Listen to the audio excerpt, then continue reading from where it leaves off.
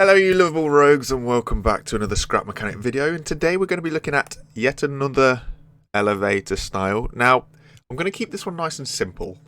Unfortunately, what I'm going to show you isn't going to have a call button. It's just going to have the button on the inside of the lift to make you go up and make you go down. The reason why I'm just going to show you this one is because I want to keep it simple, and this will do so. This elevator that I'm going to show you is only going to use one controller, one switch, 4 wheels and 8 bearings. Here's how I've got it set up in my base. In my base I have got it set up with a recall system so I can use it. It's quite complex and it uses a few pistons and sensors and some logic, which it can be confusing for some new people, so I'll keep it nice and simple for you guys. So this is what I use mine for. Basically, I've got a little ramp from the machine shop. I was getting a bit bored of running across the road all the time, so I decided to throw a little elevator up. Works on a push button system, and down we go. There are no pistons involved in making this move up and down, so it's nice and simple. And yeah, that's basically what it is. I've not finished it yet.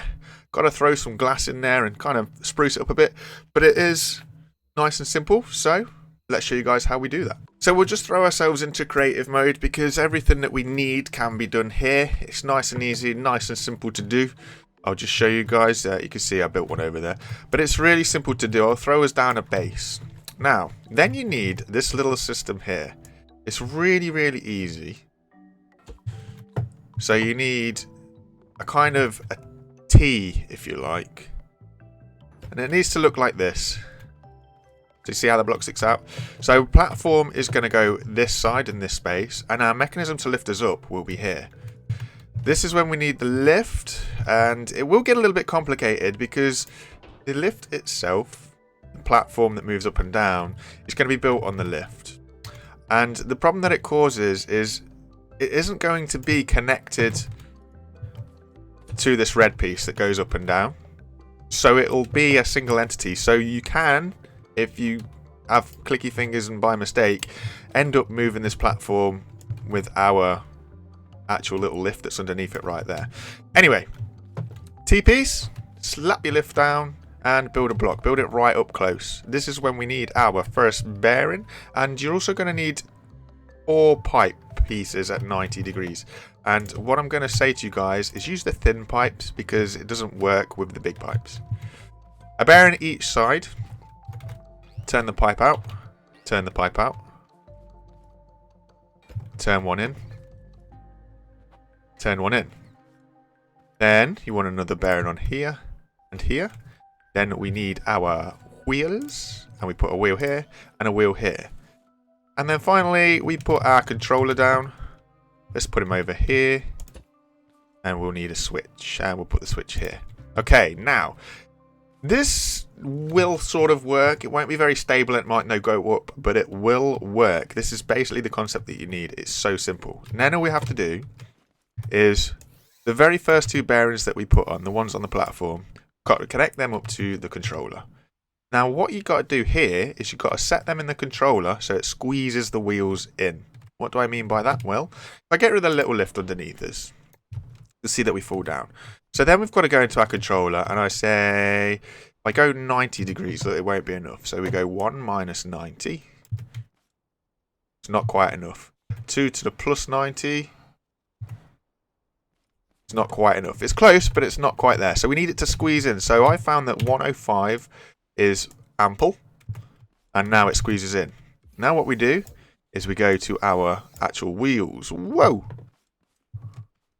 There we go. So yeah, so putting it at 105 has lifted it up slightly. That's not too much of an issue. You can tweak that distance to get you spot on where you like, and I found 105 works for me. Anyway, so now what we're saying is, when we push the button, I want the wheels to rotate inwards. Reason being, they'll rotate and they'll squeeze that center column there, so it will push us upwards. So I need 3 to turn in the minus direction and 4 to turn in the positive direction. Now this is where it will get a little bit tricky. When you set your controllers to the wheels plus and minus, your degrees will dictate your height, okay? But also, what you've got to remember, or what you've got to bear in mind, is the weight of your platform will also make an impact on your degrees. So I've currently got them both set to 360, and it will roll, and it will go up. Not too high, thankfully, but it will go up. If I want to increase how high this goes, I'll just put us a little bit more system up so we can go up. If I want to increase how high this goes up, I'll simply just go to the next column and add in some more degrees. It doesn't have to be 360. So if you've got any fine tweaking to do, you just do it a little bit at a time. So if I put in 180 on both sides, it gets us up a little bit more. See how we're nearly at the top? Add a little bit more. Go to 210. There we go. I don't want to go any higher than that, but that is it. So on the button, we have a platform go up and down. I have found in the survival mode that it will start to slide down under its weight. So how I counteracted that was I put a little braking system on. So my braking system was simply just a block on a bearing. So it was something similar to this. This is a little bit rustic. It's a little bit old school, but it works for me. So far in creative, I've not had anything slide. So you might not need it if you're in a creative world, but if you're in survival world, you might need it. And this is my brake system. So then we go at the end when everything's stopped moving. If I put 5 to 90 degrees, whoop, so that block sits on top of the whole system, and it keeps us as high as we like until we're ready to flick the switch. Then we flick the switch, brake undoes, and down we go. It's really that simple. Now I will say, sometimes it does do this. It's quite annoying. So you might have to kind of just drop the system a little bit. And in order to drop the system, just undo those wheels that are squeezing in nice and tight. And you'll fall to the ground. And then just put them back as they were. And it squeezes you nice and tight. And away you go. I would advise that you use 2 of the little wheel systems. So yes, it is one controller still. But you will need a level 5 controller.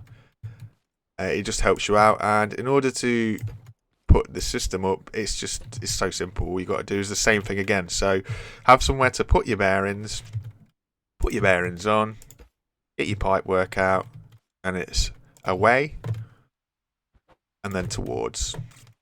So away and then towards. We'll hook that bad boy up to the controller so it's where we want it. Then we'll put our wheel on. Always set it up nice and straight before you put your wheel on. Oh, so you what? We'll leave the bearing, shall we? Put a bearing on first. Well done. There we go. Now we'll put our wheel on. Boom, boom. Now for this one, what I had with the bottom one, I had the bottom one turn upwards. For this one, I'm going to put it turning downwards. No real reason. It just kind of adds a bit more stability to it. So I want the 6 to go in the minus direction. So that 6 goes to minus 105. 5 will go to plus 105. And it squeezes that bad boy in nice and tight. And again, then you just hook up your wheel rotation. And it'll be the same again. So 8 travels in minus 5, 7 travels in plus. 8 travels in the minus direction, 7 travels in the plus. So this just adds a bit more stability, which you will need, especially if you're in your survival world. Things do seem to act a little bit different in survival than they do over here in creative. Nothing too drastic, but it's that simple. It really is that simple. So that's a nice lift, and it will see you go up and down. Obviously, the top wheels are going to go over the top now. Oh, they didn't. Perfecto. So yes, guys, that is a simple lift that is only useful for sort of the use when you need it. If you do want a recoil system, I'll drop another video to show you how to do that. It's a little bit more complicated, so I think it deserves its own video, just so you guys don't get confused. Thank you very much for watching. I hope you can utilize this little lift. I do have myself stuck down here at the bottom, but this will help me in my next video to show you how to set up a coil system for the lift. But yeah, 1 controller, 8 bearings, 8 pieces of 90-degree pipe and 2 tyres, a switch, and that will see you with a perfectly good elevator. And it's cheap on resources. It's better than pistons because those pistons are so expensive. And it will do your job, and I will show you in the next video how to set up the recoil system for this. That does get a little bit heavy on the old resources, so we'll show you anyway. Thanks for watching, guys. Hope to see you again. Bye for now.